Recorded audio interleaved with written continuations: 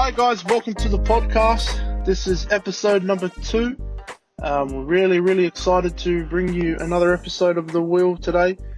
Today's sporting topic is the NBA. So we'll be talking about, we'll be talking about a quick season review. I guess the big stories from the season that's just finished. Then we'll go into a quick finals review, the NBA finals that obviously just finished.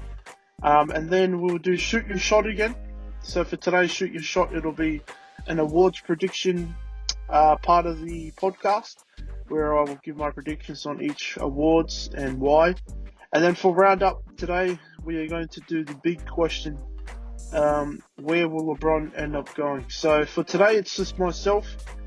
So Willie Laulu today, and we'll be talking about the NBA. So quickly, I just want to thank everyone who listened to the first episode. Good little feedback, and thank you also to the other members of that panel, Brendan and Wayne, for helping me with that particular podcast. For today, we'll do a quick NBA pod. I know that I've got a few other NBA ideas where I'll get another maybe 5 or 6 members with me, where we'll do a lot of water cooler talk and talk about who's the greatest, which dynasty is the best, things like that. But for today, I thought I'd do a quick 20 to 30 minute podcast just on those topics that I thought of before, just to kind of keep the podcast rolling and get the momentum going. So quickly, just the season review. I'm a Lakers fan, so the season was never interesting in a winning sense. But I guess some of the topics that were making a lot of headlines was obviously the Kyrie trade to Boston. How would that impact Boston and the Cavaliers? I think you can kind of tell that impact when he was on the court. Boston were a great team. He teamed up with Al Horford. Unfortunately, Gordon Hayward got injured in the first game. So he had 2 all-star teammates, but what I don't think people would have expected is the 3 youngsters in his team would have stepped up and eventually led them to the Eastern Conference Finals in Rozier, Tatum, and Jaylen Brown. So I think the impact for Boston was great. I think what Danny Ainge has done with that team is incredible. I think they are the team to beat in the East, regardless of where LeBron is. Boston took them to 7, and they were missing 2 All-Stars. So I think Boston is the team to watch out for. For the Cavs, it was pretty evident in the NBA Finals. I'll go into that with the Finals review. But the Cavs, they had nothing. They had no depth in regards to positions, and I think that it really showed when Kyrie left. LeBron had to take a lot of their load on himself. Another topic that stood out was the rookie class. I think this rookie class was probably the best since 2003. Obviously, Ben Simmons is a redshirt rookie, which means he was drafted previously but didn't play a game in the year before, so he counts as a rookie for this year. Donovan Mitchell, Jason Tatum, Lonzo Ball, Kyle Kuzma, Dennis Smith Jr., just to name a few. I think this class was great, was top.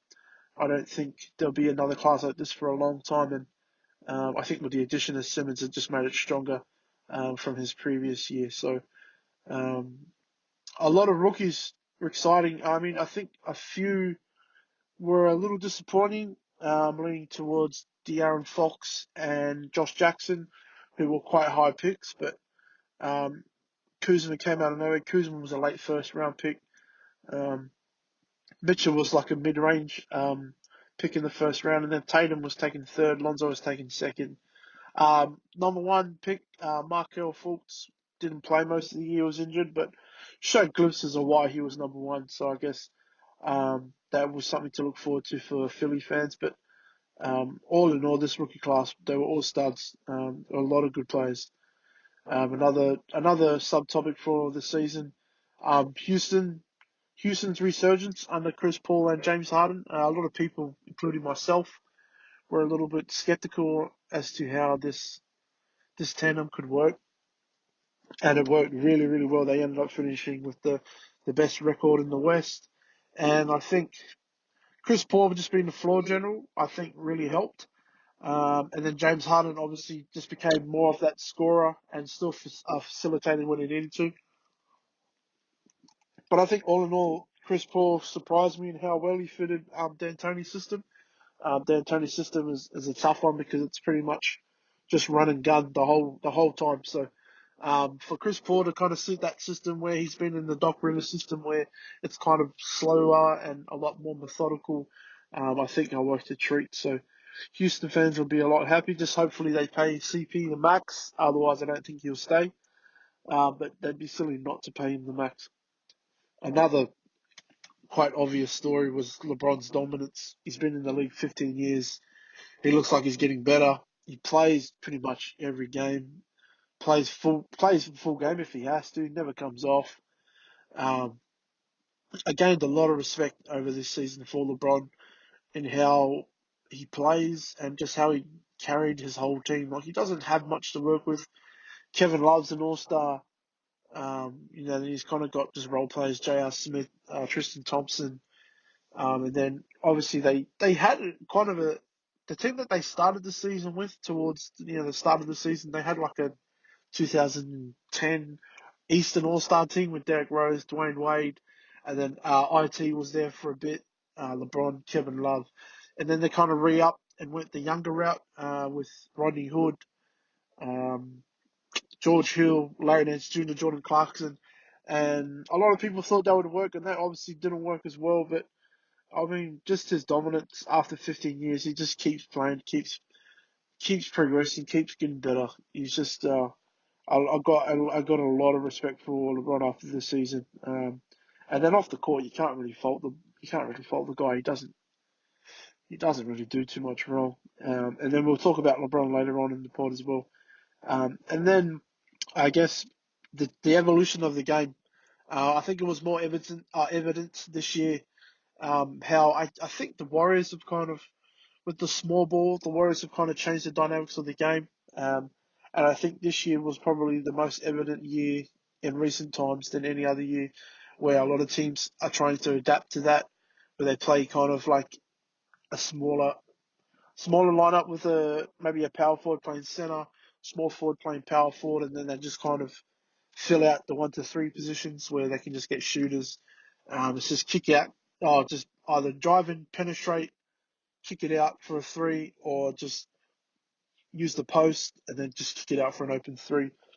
I think it was more evident this year that that's the way the NBA is going. And I'm not a fan of it. I started watching basketball with Shaq and Kobe. That's why I became a Lakers fan. And it was just a good, with the triangle, you always had a center that would dominate in the middle. So you could kind of have options outside. But there's just no real center play anymore. A lot of the centers are a lot more skilled than, say, Shaq was. I mean, like Anthony Towns and Boogie can hit the outside shot, but I'd like to see a lot more post work. But I guess the game has kind of evolved in that regard. And then I guess the final topic that I brought for the season review was the Golden State Cavs.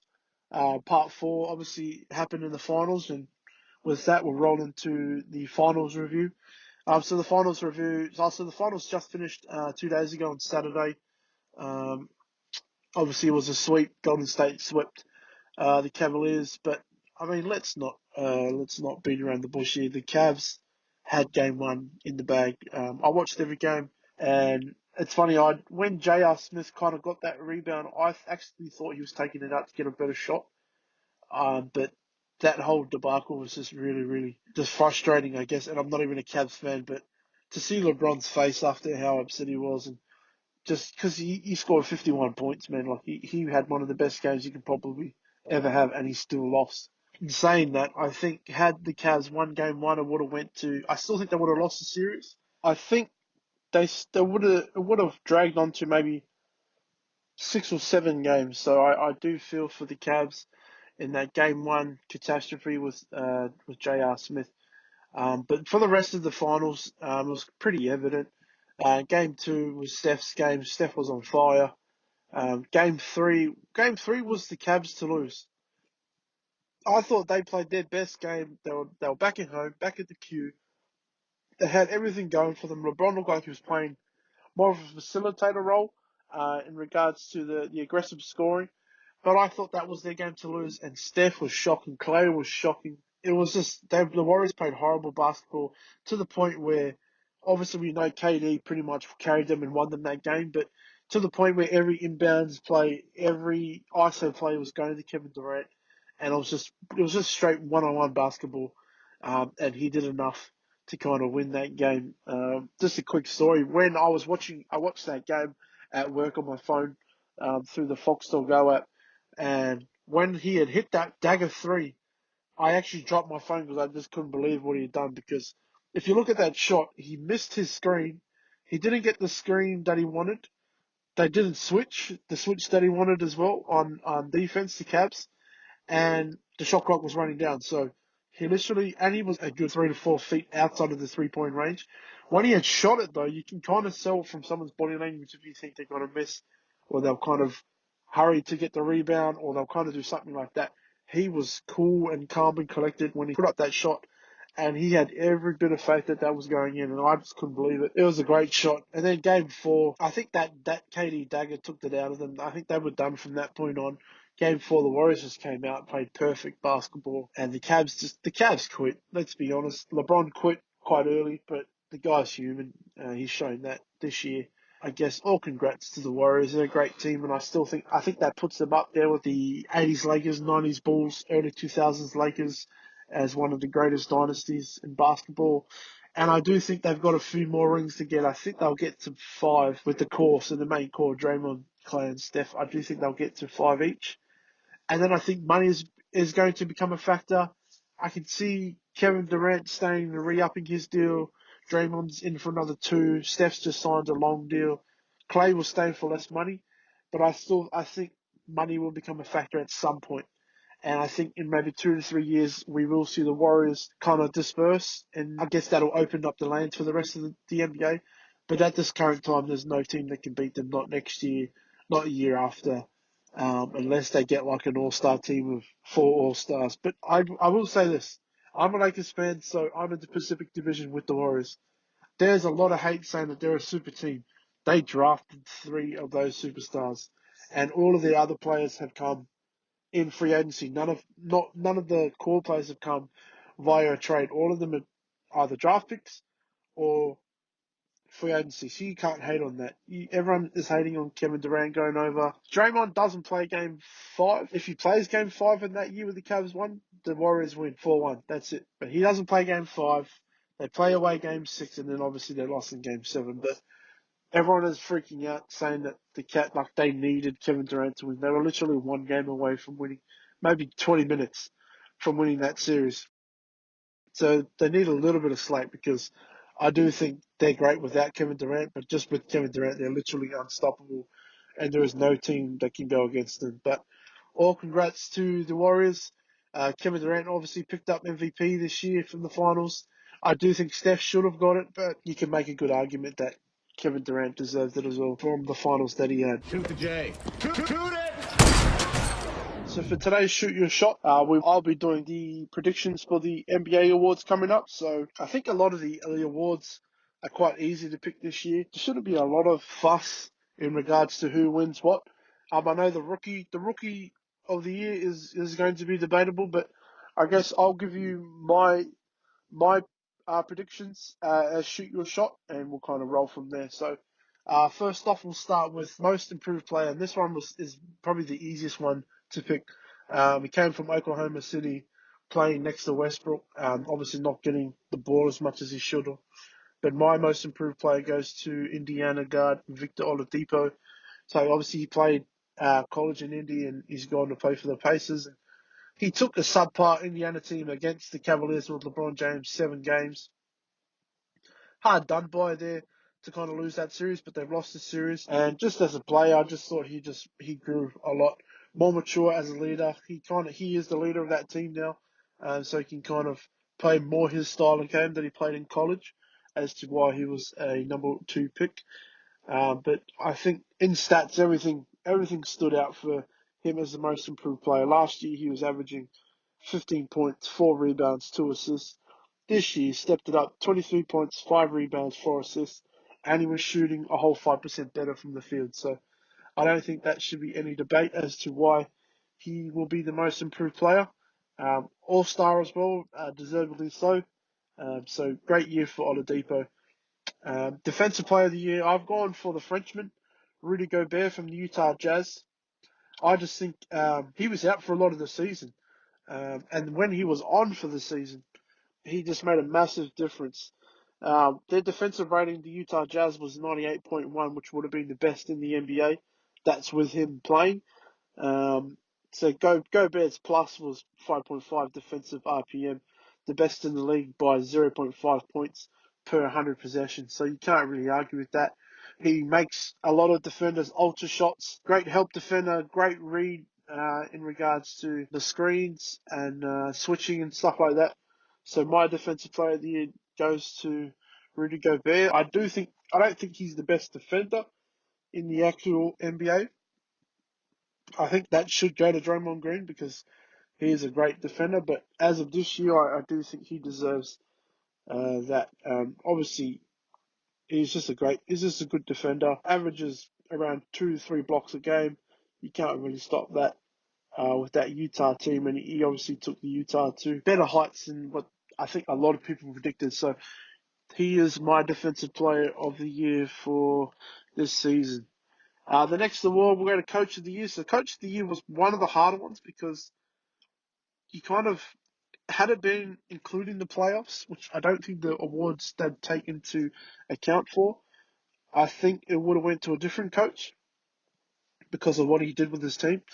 But if we're talking in season, so for the 82 games in the season, I've gone for Dwayne Casey, who unfortunately got sacked at the end of the playoffs because of, I guess, the expectations for the club. He didn't get to take them to. So he led the Toronto Raptors to the best record in the East, 59-23. Their bench was the highest scoring bench in the NBA. And I just think what he did with the revamped offense is, I think he did it really well. It flowed. He had 2 All-Stars, obviously, in his guards with DeRozan and Larry. But what he's done over the past 3 seasons has been awesome. He gets better every single year. But what I was saying before, had it included the playoffs, could have went to Brad Stevens, I think. I think he will be the best coach in the next 2 to 3 years in the NBA, Boston Celtics coach. What he did without Kyrie and Gordon Hayward, just I guess the confidence he gives to those young boys. Jason Tatum, the rookie, he was playing like a 10-year veteran. Rozier came out of nowhere. Jaylen Brown, a lot of Boston fans hated that they took him so early last year in the draft, but he was a stud. What Brad Stevens did with his team was nothing short of incredible. And then my other two that you could have given it to as well, Quinn Snyder of the Utah Jazz, what he done was impeccable. And then Mike D'Antoni. The only reason I didn't give it to D'Antoni because I think out of those 4 teams, he's got the best squad. And they all kind of suited his style anyway. So I do think that's more of an advantage to D'Antoni. And he added on an All-Star. So I guess that's why I didn't give it to Mike D'Antoni. But a lot of great coaches. That one can go in the air for a lot of reasons, that award. The next award that I've got in my predictions, the Sixth Man of the Year award. So this was pretty much a 2-man race, but I've gone for the man that got snubbed for the All-Star selection. I'm not going to snub him for Sixth Man, so I'm going to give it to Sweet Lou Williams of the LA Clippers. He is literally an automatic 20-point man. He obviously, I just said it before, he missed All-Star selection, but he was well due for it. Even when a few players pulled out due to injury, he still didn't make it, which was confusing to me. He literally can score on you every way possible. He's got a good jump shot game. He's got a good floater. Small guy, so he gets in the lane a lot easier. I can finish around the hoop.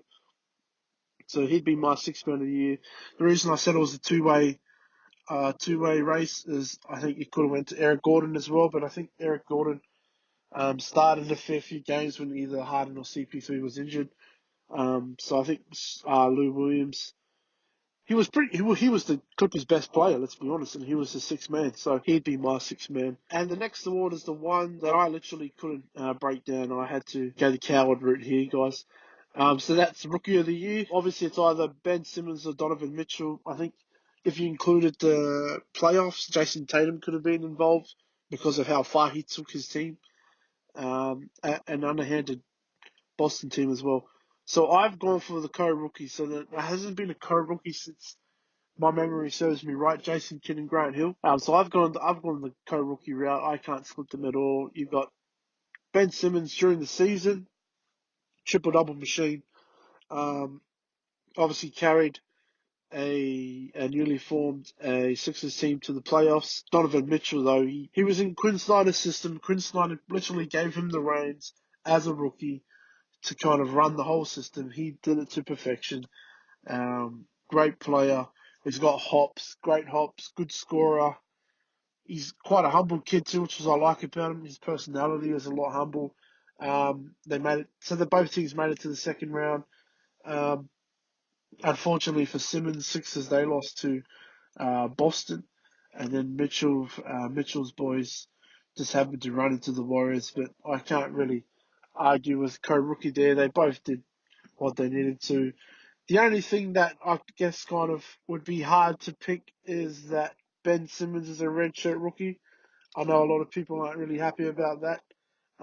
But he's a rookie. Blake Griffin was a redshirt rookie, and he stole John Wall's Rookie of the Year award, so we can't really complain about that. But I guess just looking at Ben Simmons' stats for the year, 15 points, 8 rebounds, 8 assists, pretty consistent. You can't really complain there. Then Donovan Mitchell, obviously, is more of a scorer, 20 points, 3 rebounds, 3 assists. Both great players, both led the clubs to the playoffs, and I can't split them, so I'm going the co-rookie route there. And the big award, the MVP. This one is a tricky one. This one is tricky because I think. Oh, okay, so let me just tell you who I picked and then why I think it's tricky. So I've got James Harden winning MVP, and I think a lot of people do. Um, but I just think if you're really cracking it down to the most valuable player, I think you take Harden off the Rockets, they still win 40 to 50 games easily. Chris Paul, Capella, Ariza, Gordon. Gordon will just slot into the two, play just as good. Take LeBron from the Cavaliers. They struggle to win 20 to 30 games. They're going for lottery picks. That's where the Cavs are. Stat wise, I think James Harden had a better year, but I just think LeBron's consistency. James Harden missed not half of the year, but a lot of games because he was injured. But just LeBron's constant success. I did say a few years back to a few friends that I don't think LeBron will win any more MVP awards, which kind of sucks because that would have tied him with Mike, and then he could have chased the ghost of Kareem Abdul-Jabbar for 6 MVP awards. But I don't think he'll win anymore. But I do think he should have had more of a chance this season than he ever has in the last, I guess, four years that he hasn't won one. So I will go James Harden. I think LeBron James is right there behind him though. But I guess why I'm picking James Harden, he had an all-star coming to his backcourt. He gelled with them so well. He's obviously got a better team than LeBron. He's got a better coach. No disrespect to Ty Lue, Laker legend, won a ring. Got the step over by AI, but that's all good. He had more than what LeBron does, but his highlight reel from this year is just something incredible, especially that stare three he had at Wesley Johnson where he kind of knocked him over and stared at him and just hit that three. But I'm going James Harden just purely because of the difference that he made for the Houston Rockets when he was on the court. He led them to the best record in the West. He's suiting Mike D'Antoni's style just as good as Steve Nash did back in his early Phoenix days. So it's crazy to see, but that's my final award, the MVP. So that wraps up Shoot Your Shot. So just a quick recap. Most improved player, I've got Victor Oladipo. Defensive Player of the Year, Rudy Gobert. Coach of the Year, Dwayne Casey from the Toronto Raptors. Sixth man, Lou Williams.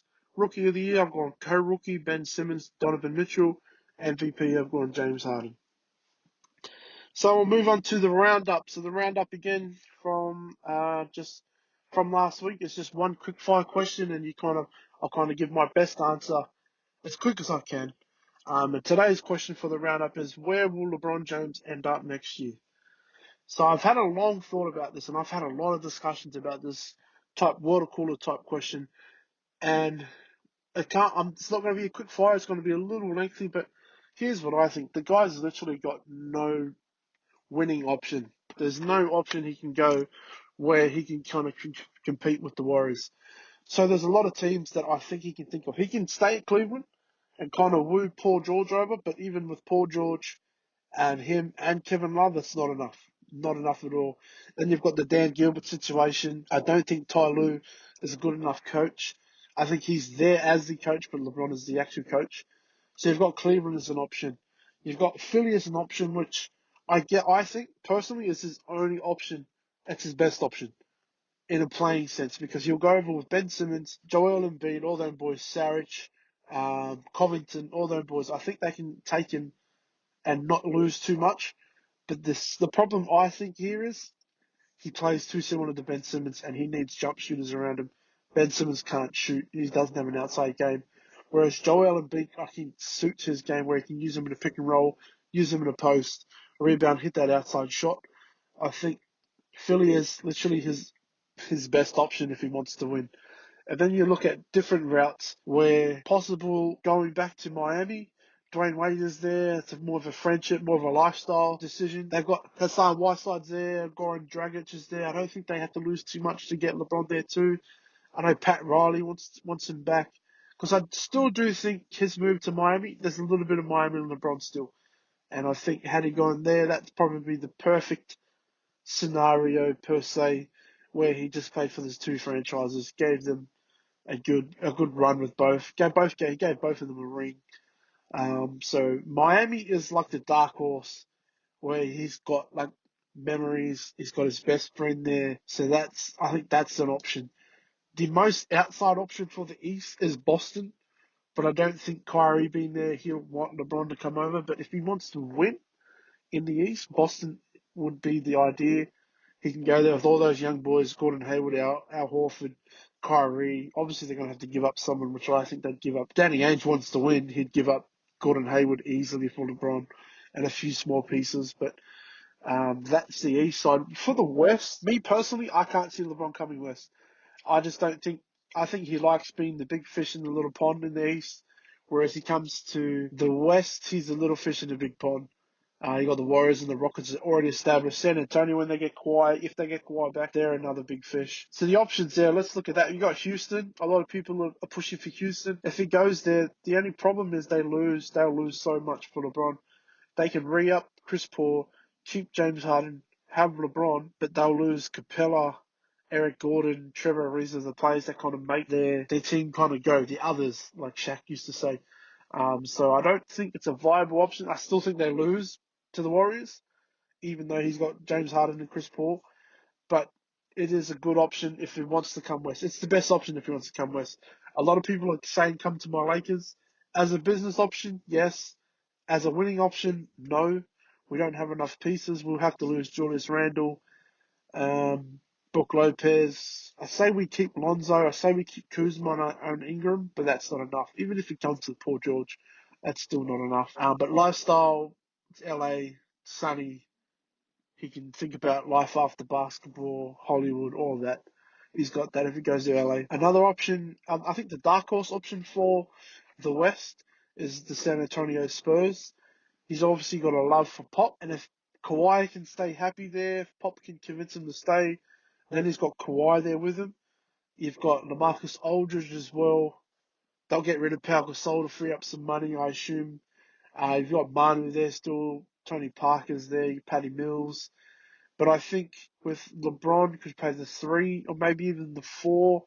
You got Kawhi there, so he can kind of take off defensive sets as what he did in the finals. He didn't do a lot of defending in the finals. Kawhi can take, say, KD. LeBron could take Clay. And then obviously you just need a point to kind of shut down Steph. LaMarcus Aldridge and Draymond can kind of cancel each other out. So that could be a great option. Does he suit the Spurs system?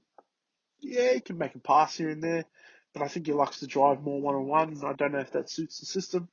But my dark horse for the West would be San Antonio. But those kind of 7 options, I guess, is where he could possibly go. Where he goes, no one knows. But, I mean, you got Cleveland. He either stays in Cleveland, returns to Miami. Boston's a long shot. What was the other team? Philly. Philly's his best. I think Philly's his best option in general.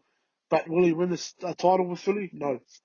The West, Houston is his best option in the West. Does he win a title? No. San Antonio is a dark horse, and then LA. So I think everyone's kind of leaning towards Philly or LA. I don't think you should go to either, but it's up to him. So I can't even. So that whole 5 minute spiel, I didn't even give you an answer. But let me say this: I'm going to take a stab and say he goes back to Miami. I don't know what they have to give him. I don't know what they have to offer him, but I think he goes back to Miami. That is my final say, my final verdict. But that is the end of the podcast, guys. Also, like I've said before, thank you so much for listening again. The next episode, we will be doing an episode on the World Cup. So the World Cup starts this Friday. So we'll try and get the episode out before Friday, so people can kind of see our predictions, what we would expect from the World Cup as well. But stay tuned. You can listen to this podcast on YouTube. The website, thewheel.com.au. Got a little Facebook page as well, so just look up Willie Laulu. Give us a like on Facebook as well. And we can also listen on iTunes and the podcast app. But that is the end of the podcast, guys. Thanks for tuning in, and we'll see you next time on The Wheel.